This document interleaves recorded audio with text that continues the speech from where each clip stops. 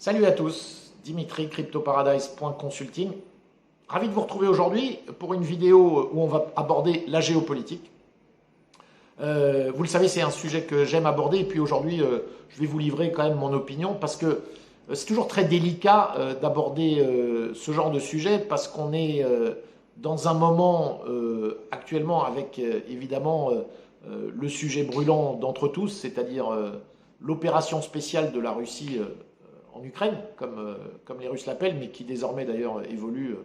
Et pour les Occidentaux, bon, c'est une guerre totale et monstrueuse. Mais c'est un sujet évidemment très délicat à aborder. Mais bon, écoutez, moi j'ai décidé de le faire. Et puis tant pis si certains vont être heurtés par mes propos. Mais je vous dirais la chose suivante, je suis totalement, je dirais, abasourdi par la situation. Bon, je pense que ceux qui me suivent régulièrement, sans doute, parce que je l'aborde quand même un petit peu dans pas mal de mes vidéos, mais aujourd'hui, ce que je vais vous livrer, c'est tout simplement mon analyse sur ce qui est en train de se passer, et surtout sur la façon dont l'Occident réagit, et ce qui crée en moi, en fait, une forme finalement de tristesse et de déception assez importante, parce que je suis quand même occidental, c'est-à-dire moi j'ai grandi en France, j'ai quand même partagé, je dirais, les valeurs, et j'ai aujourd'hui, me sont attachées des valeurs que je qualifierais d'occidentales, hein, qui sont des valeurs de liberté,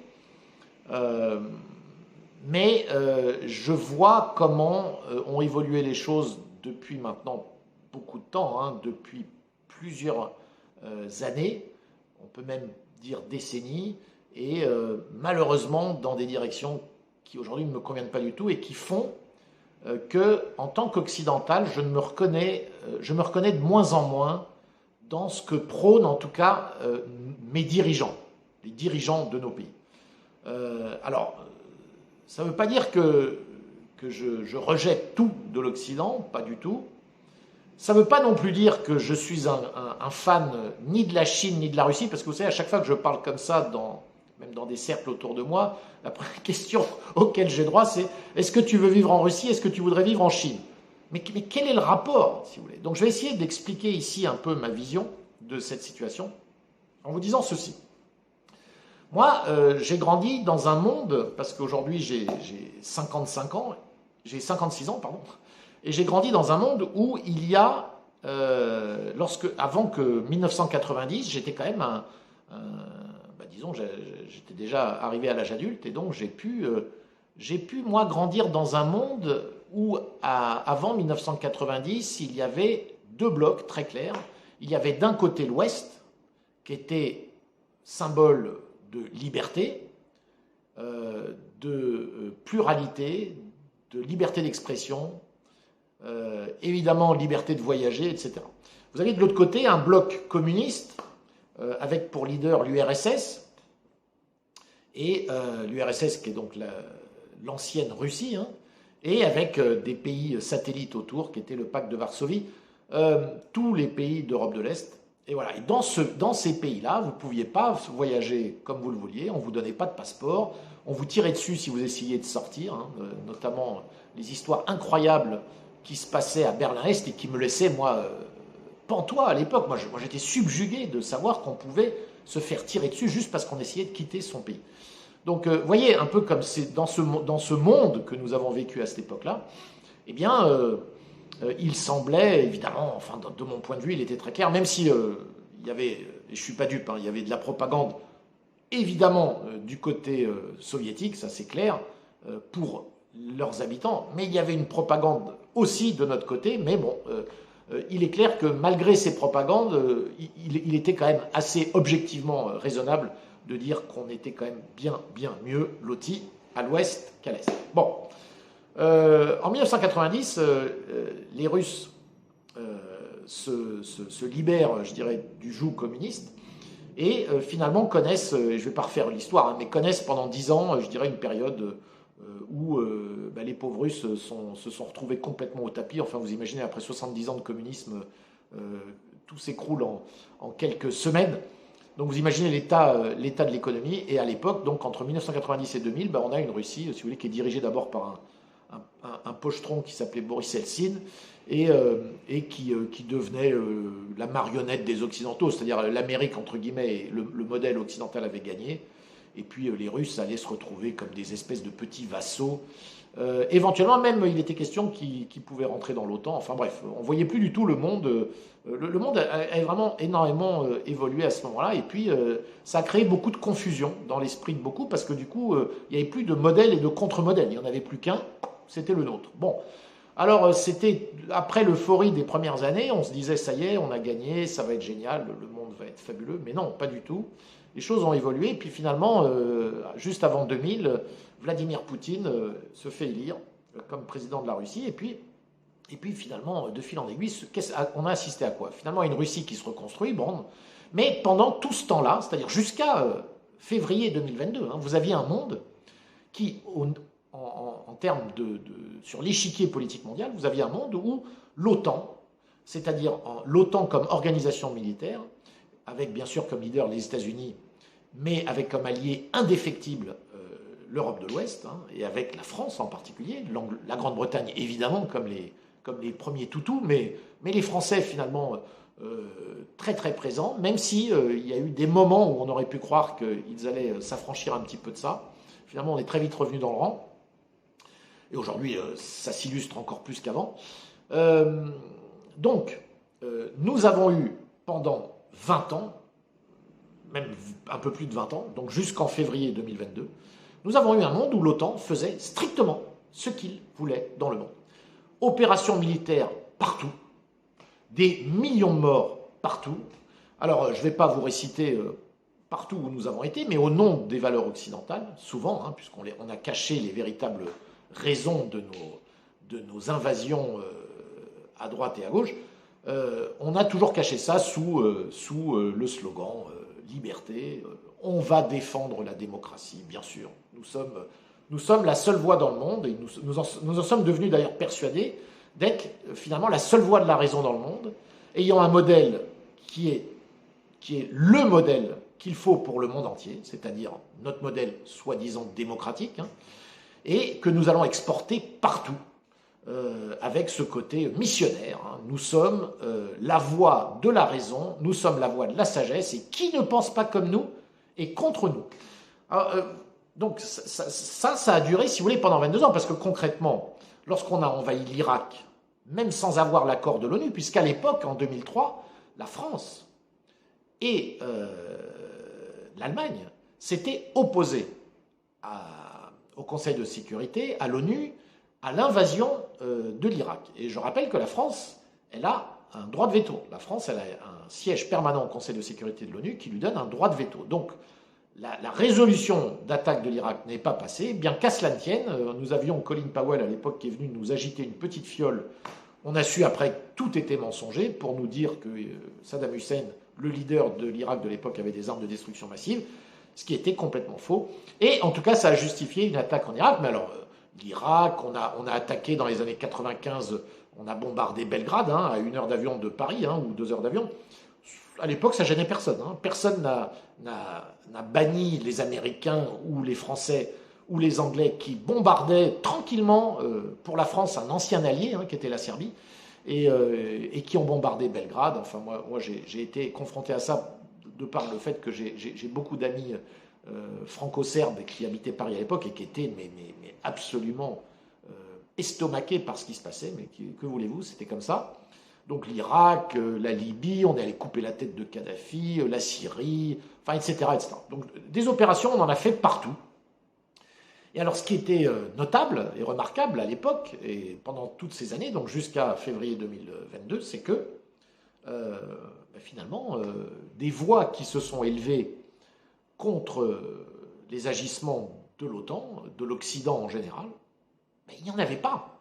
Si vous voulez, vous avez la Chine qui a toujours eu sur l'échiquier mondial une voix finalement très critique à l'égard de l'OTAN et des États-Unis en particulier, mais bien sûr de l'Occident en général, mais toujours finalement avec un raisonnement très clair qui est, nous, on ne s'ingère dans les affaires de personne.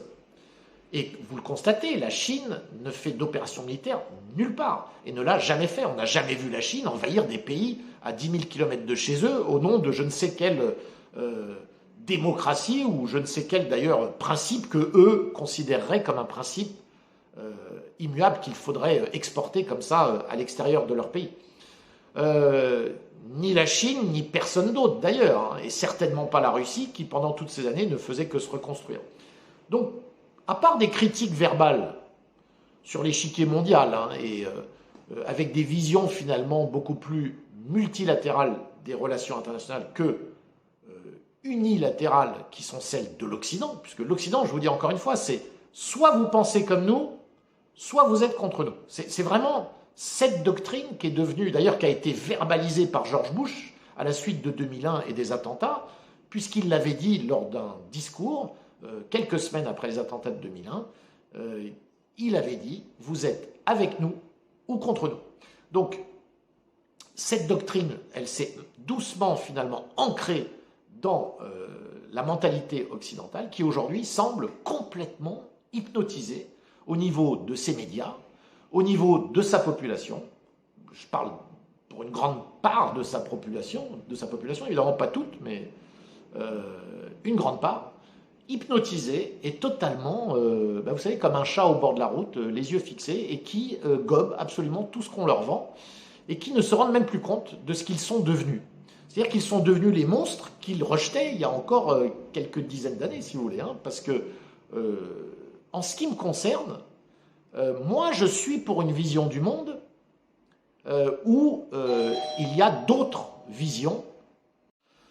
Alors je reprends là où j'en étais, vous l'avez entendu, j'ai été perturbé par une sonnette à la porte. Donc voilà, je reprends où j'en étais. J'expliquais que, évidemment, j'avais moi une vision du monde qui était une vision très différente de celle qu'on essaye de nous mettre dans le crâne. Cette vision dont je viens de parler, qui est donc la vision unilatérale occidentale, c'est-à-dire soit vous êtes avec nous, soit vous êtes contre nous. Je vous mentionnais tout à l'heure le fait que ça a été verbalisé à la suite des attentats du 11 septembre 2001 par George Bush, qui avait fait quelques semaines après ce discours où il avait dit exactement cette phrase-là, « You're either with us or against us ».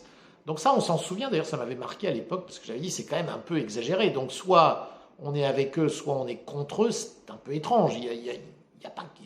Tout n'est pas blanc ou noir, si vous voulez. Hein. D'ailleurs, une vision quand même très manichéenne des choses et très simpliste, j'ai envie de dire. Donc, ma vision du monde aujourd'hui, eh bien, aussi étonnant soit-il, et encore une fois, je répète ce que je vous disais en introduction, moi, j'ai aucune envie d'aller vivre en Chine. Je ne sais pas, enfin, je me doute que vivre en Chine, on y est certainement beaucoup moins libre qu'on ne l'est en Occident, aux États-Unis ou en Europe. En Russie, ça par contre, je ne me prononcerai pas parce que honnêtement, j'en sais rien. Je pense qu'on a beaucoup trop de propagande pour se prononcer là-dessus. En Chine, j'ai assez peu de doutes parce que c'est vrai que les histoires de passe sociale, etc., c'est pas du tout pour me plaire. Vous savez, moi, je suis un libertarien pur et dur, vous le savez, parce que je suis désormais résident du Liberland, donc vous voyez qu'on est vraiment à l'opposé, aux antipodes de la Chine ou de la vision chinoise ou russe très centralisée des choses. Mais là n'est pas la question, encore une fois, sur l'échiquier mondial et sur la façon dont les États, je dirais, s'organisent entre eux. Moi, je suis pour une vision multilatérale des choses. Et je suis absolument, si vous voulez, pour une vision où chacun a droit à la parole. Chacun a droit à sa vision. Les Chinois ont le droit d'organiser leur société comme ils le veulent, même si ça ne nous convient pas et même si ça nous heurte à la limite. Les Russes ont le droit d'organiser leur société comme ils le veulent. Les Iraniens ont le droit d'organiser leur société comme ils le veulent. Et Dieu sait que je ne suis pas un fan de ce que font les Iraniens en Iran. Donc si vous voulez, il va falloir quand même à un moment donné revenir un petit peu sur Terre et retrouver du bon sens. Donc c'est quand même étonnant. Et alors ça, pour moi, c'est le plus grand paradoxe d'entre tous, c'est que ce soit l'Occident qui ne cesse de prôner des valeurs où chacun a le droit d'être qui il a envie d'être. Et en ce moment, vous comprenez bien qu'on est quand même en train d'aller très très vite dans une direction où maintenant on a même le droit de s'affirmer comme n'étant plus ni mâle ni femelle. C'est-à-dire qu'on n'est plus masculin ou féminin, on peut être autre chose. Donc si vous voulez, ça vous dit à quel point l'Occident prétend affirmer qu'on peut être plein de choses qu'on a envie d'être, mais comment se fait-il qu'au niveau de l'échiquier international, eh bien là, on n'ait plus le droit d'être qui on a envie d'être. Les Chinois n'ont pas le droit d'être comme ils sont, les Russes n'ont pas le droit d'être comme ils veulent, et si vous voulez, parce qu'il n'y a qu'une seule vision possible, c'est la nôtre, et nous allons vous la rentrer dans le crâne, de gré ou de force. Bon, voilà, je voulais aujourd'hui vous livrer tout ça, parce que c'est ce que je pense, et parce que voilà, j'ai tout simplement envie que ça sorte, et de l'expliquer, je dirais, à ma communauté qui évidemment me suit depuis maintenant pas mal de temps. Bah écoutez, entre guillemets, je vous le devais bien, et ça vous permet de savoir à qui vous avez affaire. C'est-à-dire que aujourd'hui, je pense que ce qui est en train de nous arriver à nous occidentaux, bah, c'est pas très très joli. Et on est en train de se faire, si vous voulez, complètement mener en bateau par des dirigeants qui, en ce qui me concerne, ne me représentent plus du tout. Voilà. Alors, je suis ravi, évidemment, dans ce contexte, d'avoir quitté, je dirais, le navire, hein, et d'être allé vivre sur une île, à l'île Maurice, qui, il se trouve, est une île qui a évidemment, qui est une petite île avec un poids politique quasi nul sur l'échiquier mondial, mais qui a qui a des influences qui ne sont plus que occidentales, mais qui sont, je dirais, très très attachées à deux autres pays qui sont l'Inde et la Chine. Et ce qui fait pour Maurice, donc Maurice est quand même très très influencé évidemment par l'Europe toujours, mais il n'y a pas que l'Europe. Donc dans ce monde qui est en mouvance totale, dans ce monde qui a donc totalement changé en février 2022 et qui tout à coup a vu sur l'échiquier mondial apparaître une autre voie que celle de l'OTAN, mais pas seulement une voie critique, cette fois-ci réellement une force qui clairement se pose là et qui vient nous dire, qui n'est autre que la Russie bien sûr, hein, portée par Vladimir Poutine, et qui vient montrer, et qui vient nous jeter à la figure, si vous voulez, toutes nos contradictions, pour nous montrer que non, nous ne sommes pas seuls, et oui, il y a bien de la place dans ce monde pour d'autres voies, et que ça vous plaise ou non, eh bien ces voies sont en train de s'affirmer. Alors je terminerai en vous disant qu'un des événements majeurs pour moi qui a eu lieu dans les dernières semaines, c'est non pas, alors évidemment, c'est évidemment ce qu'a fait Vladimir Poutine, la Russie, etc., mais quelles ont été les conséquences? L'hystérie occidentale avec ces sanctions complètement loufoques, hein, j'ai envie de dire, hein, puisque ceux qui payent le prix cher des sanctions, c'est vous, c'est les Européens, c'est pas du tout les Russes. Hein, et ça, renseignez-vous, les Russes vont très très bien. Je veux dire, globalement, ils vont plutôt bien. Même si évidemment ils en souffrent un petit peu, c'est incomparable avec ce qui est en train d'arriver aux Occidentaux. En tout cas, tout ça nous a mené vers maintenant un monde où il y a une autre voie. Et je ne vous dirai évidemment pas que je me réjouis qu'il y ait la guerre quelque part, ça je ne m'en réjouirai jamais. En revanche, sur l'échiquier géopolitique mondial, ben, évidemment je préfère un monde où ben, je dirais que la petite baffe que s'est pris l'Occident, elle est pour moi plutôt salvatrice. Et je pense, j'espère qu'elle va nous mener vers un peu plus de sagesse. Je conclurai en vous disant que ce à quoi on assiste, de mon point de vue, c'est un mélange explosif pour les Occidentaux qui, jusqu'à maintenant, n'ont eu pour eux que l'arrogance, cette arrogance qui n'a fait que s'affirmer durant les 20 dernières années, ce dont je vous parlais, hein, c'est-à-dire les années qui ont précédé, je dirais, février 2022. Et puis février 2022, ça a été pour l'Occident la claque, l'énorme claque que un autre pays ose se lever et faire finalement ce qu'a fait l'Occident depuis 20 ans. C'est-à-dire lui aussi, je dirais, faire de la place pour ce qu'il considère comme étant ses intérêts vitaux. Donc l'Occident hystérique, c'est le signe d'une panique. Et donc lorsqu'un l'arrogance se mêle à la panique, eh bien, ça crée un petit cocktail explosif auquel nous assistons actuellement, à mon avis. Voilà, je voulais vous faire part de tout ça aujourd'hui. J'espère n'avoir choqué personne. Bien sûr, mettez-moi des commentaires. Je suis ouvert aux discussions. Et puis, on a tous le droit d'avoir nos opinions. Il n'y a pas de vérité derrière tout ça. En revanche, la vraie question, c'est est-ce que vous préférez finalement un monde unipolaire ou un monde multipolaire? Est-ce que d'autres pays ont le droit d'avoir d'autres visions dans leur organisation de leur société, dans leur façon d'aborder leur rapport à leurs citoyens et aussi, évidemment, à leurs homologues à l'étranger? Est-ce qu'on peut avoir d'autres visions que celles de l'Occident ou est-ce que c'est complètement interdit? Voilà pour aujourd'hui. Je me suis un petit peu lâché. J'espère que cette vidéo vous a plu. Et puis, si c'est le cas, surtout vous mettez un pouce. Et puis, abonnez-vous à la chaîne, bien entendu, pour recevoir toutes ces nouvelles notifications lorsque je sors des nouvelles vidéos. Et je vous dis à très très bientôt.